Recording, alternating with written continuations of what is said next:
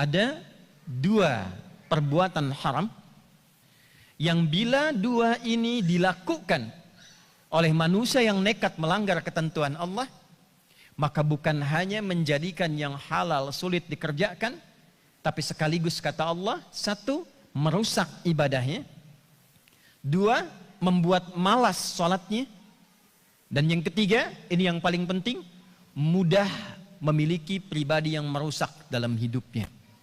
Quran surah kelima Al-Ma'idah di ayat ke-91.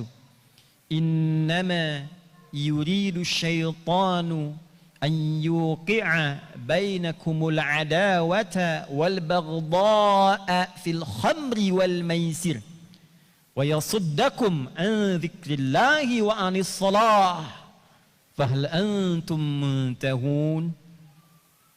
Innama adatul hasri, huruf yang membatasi hukum. Innama yuridu syaitanu, setan itu tugasnya terbatas.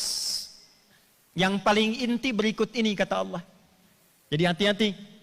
Kalau ada yang mengerjakan terbawa pada perbuatan ini artinya sedang tergoda oleh tugas pokok setan. Dua. Innama yuridu syaitanu, adapun tugas setan yang paling disenangi oleh setan itu, yang paling andalan, paling inti. Satu, ayyuqi'a bainakumul adawah.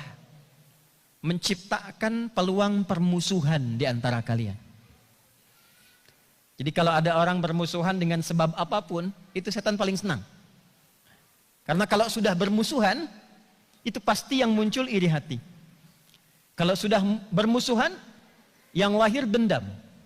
Kalau sudah muncul iri dan dendam, maka semua unsur kejahatan yang lain otomatis ikut.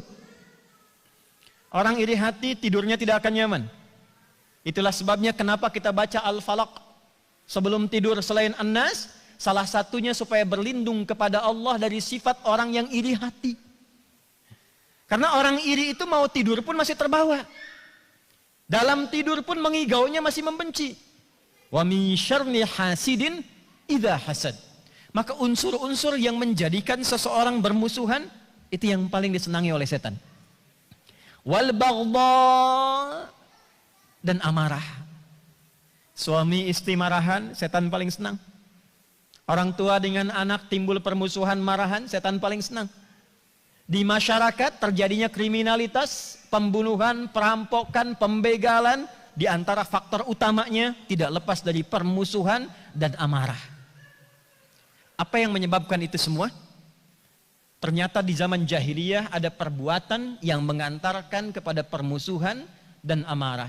Perbuatan itulah satu, khamr, yang sekarang diterjemahkan dengan miras santika, minuman keras dan narkotika. Hati-hati dengan miras, hati-hati dengan narkotika, dengan jenis apapun. Jangan sampai terjebak di dalamnya, karena kalau sudah masuk, kalau bukan amarah, pasti permusuhan atau turunan dari dua sifat ini. Ingin terpenuhi obatnya, mencuri. Ingin terpenuhi kebutuhan untuk mabuk, bisa merampok, bisa membegal, dan puncaknya membunuh, turunannya berzina, dan dosa-dosa yang lainnya. Wal maisir, ini yang sedang kita alami saat ini. Judi. Baik yang offline ataupun yang online. Hati-hati dengan game online. Hati-hati dengan judi online dengan segala bentuknya.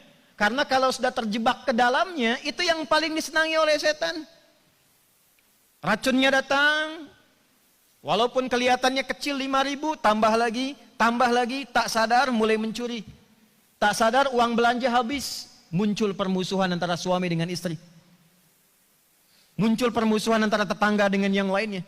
Silahkan dicek, bila judi sudah merebak di lingkungan masyarakat sampai ke tingkat yang kecil, itu tanda awal kriminalitas akan mulai memuncak. Bila miras dan narkotika sudah tidak bisa ditangani, ini tanda awal dan tinggal tunggu kriminalitas akan berkembang pesat. Untuk itulah hadirin, dalam Jumat ini, mari kita akhiri khutbah yang singkat ini dengan yang pertama mengingatkan diri kita, agar senantiasa mendekatkan diri kepada Allah Subhanahu wa Ta'ala, menjaga bekal hidup dengan meningkatkan ibadah, Dan ingat yang kedua, jaga diri kita dari provokasi setan, khususnya dosa-dosa yang tanpa kita sadari dan hadir di sekitaran kita, walaupun sulit dikendalikan, tapi dengan iman kita coba hadirkan kemampuan maksimal sehingga terhindar dari apa yang dibenci oleh Allah Subhanahu wa taala. Baik itu miras dan narkotika ataupun judi yang berkembang saat ini, hati-hati dengan itu semua. Wa yasuddakum an dzikrillahi wa anis shalah. Lama-lama kebanyakan judi, malas salat. Lama-lama musuhan, lama-lama mencuri, malas ibadah. Kalau sudah hilang maksiat, maka hilanglah kesadaran akan fungsi awal ia diciptakan, yaitu untuk ibadah kepada Allah Subhanahu wa taala. Semoga kita dilindungi oleh Allah Subhanahu wa taala, semoga keluarga kita dijaga oleh Allah Subhanahu wa taala, dan semoga bangsa kita, negara kita dijaga oleh Allah Subhanahu wa taala sehingga terlahir kemakmuran, kedamaian dan ketentraman yang kita harapkan.